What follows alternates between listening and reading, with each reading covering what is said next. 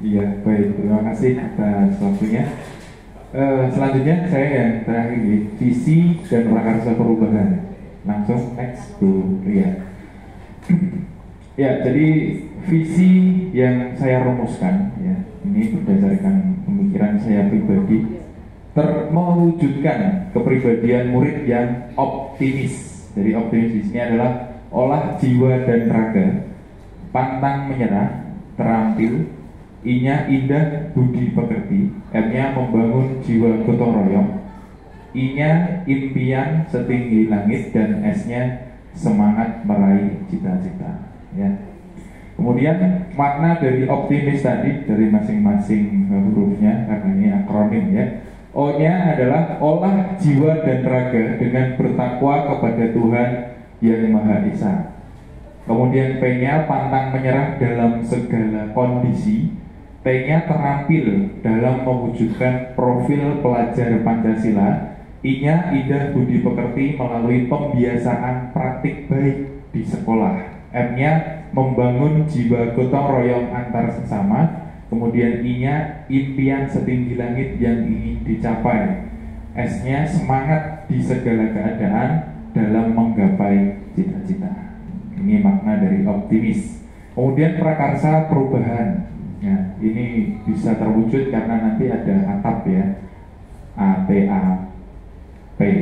Menerapkan pembiasaan praktik baik di sekolah melalui 5S, yaitu senyum, sapa, salam, sopan, dan santun sebagai bentuk penanaman karakter positif pada peserta didik.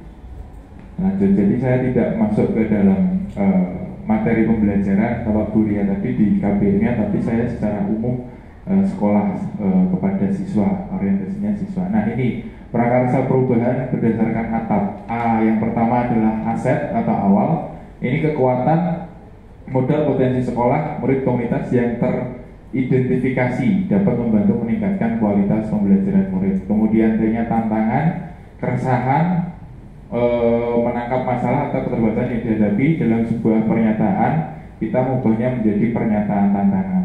Ini pengertian dari atap ya, aksi kontribusi individu pendidik yang dapat dimanfaatkan untuk mewujudkan harapan atau menggapai visi. Dan P-nya pembelajaran bermakna atau ada kebiasaan yang diharapkan tumbuh dan melekat serta dibawa murid hingga dewasa, merupakan turunan konkret dari profil pelajar Pancasila yang sesuai konteks, yang diolah dari kata, frasa, ada di elemen subelemen dimensinya. Selanjutnya Bu Ria.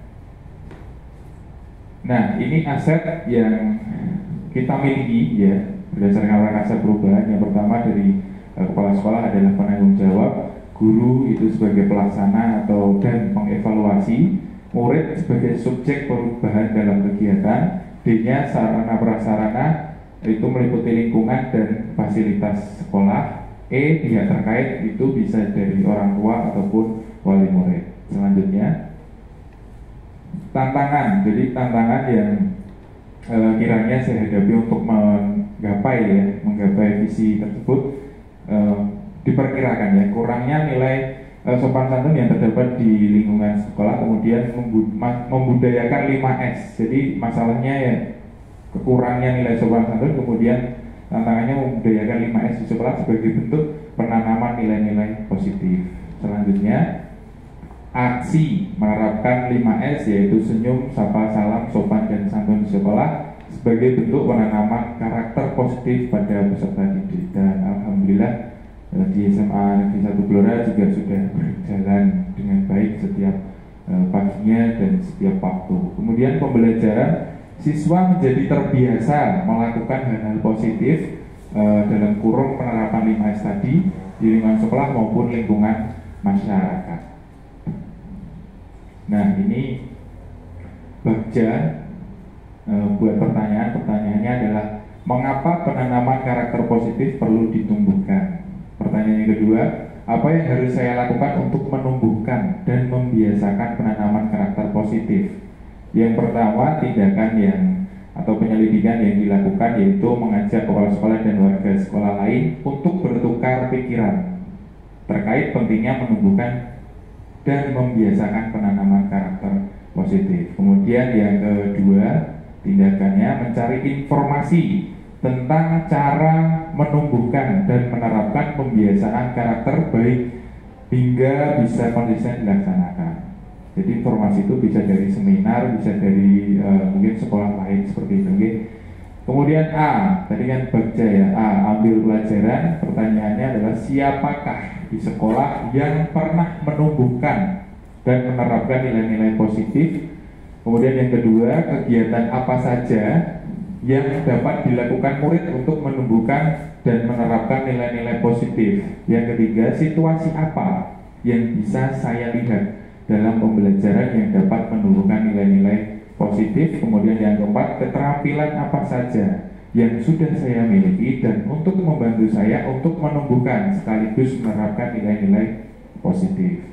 Daftar tindakan atau penyelidikan yang pertama, mencari contoh nyata figur di sekolah yang telah menumbuhkan dan menerapkan nilai-nilai positif. Yang kedua, berdiskusi dengan figur berpengalaman yang sudah menerapkan pembelajaran yang dapat menumbuh kembangkan nilai-nilai positif. Yang ketiga, melakukan survei dan wawancara dengan warga sekolah. Yang keempat, mengidentifikasi keterampilan yang dibutuhkan guru dalam melakukan pembelajaran yang dapat menumbuh kembangkan penerapan nilai-nilai positif. Selanjutnya, G-nya gali mimpi. Apa kebiasaan-kebiasaan baru yang terjadi ketika budaya positif 5S sudah tumbuh dan berkembang dalam diri murid.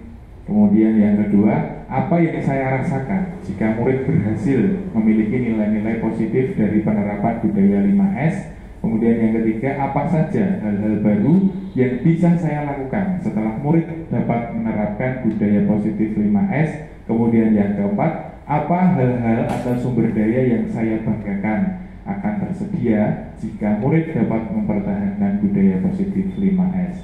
Kemudian tindakannya adalah menanyakan pendapat warga sekolah mengenai pandangan mereka tentang budaya 5S. Yang kedua, membuat deskripsi tentang kebiasaan-kebiasaan baru yang muncul ketika murid telah menerapkan budaya 5S.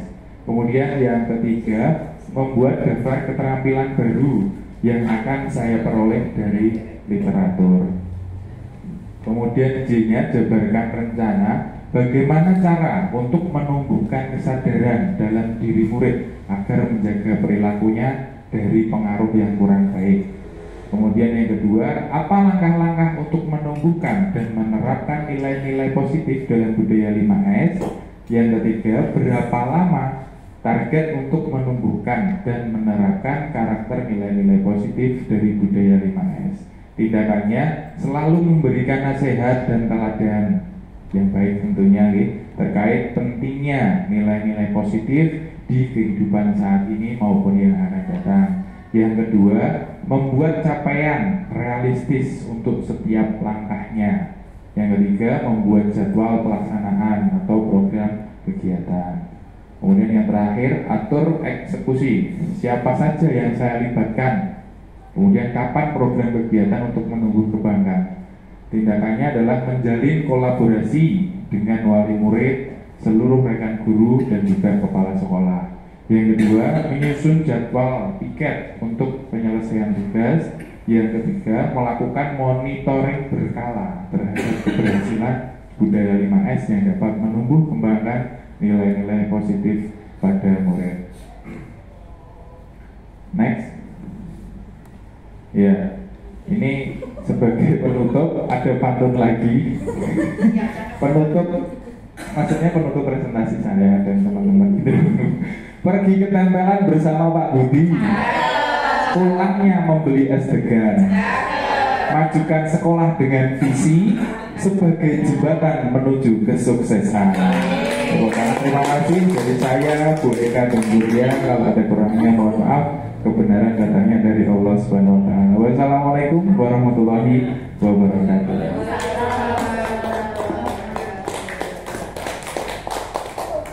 Kita sudah kita manja itu kudegan tak ekor. Pak sudah tidur, Pak. Atau dulu Pak dibalas pantunnya. Kayak so pantun ini bisa ini ya. Menurut bisa Pak. Bisa undang-undang dosa.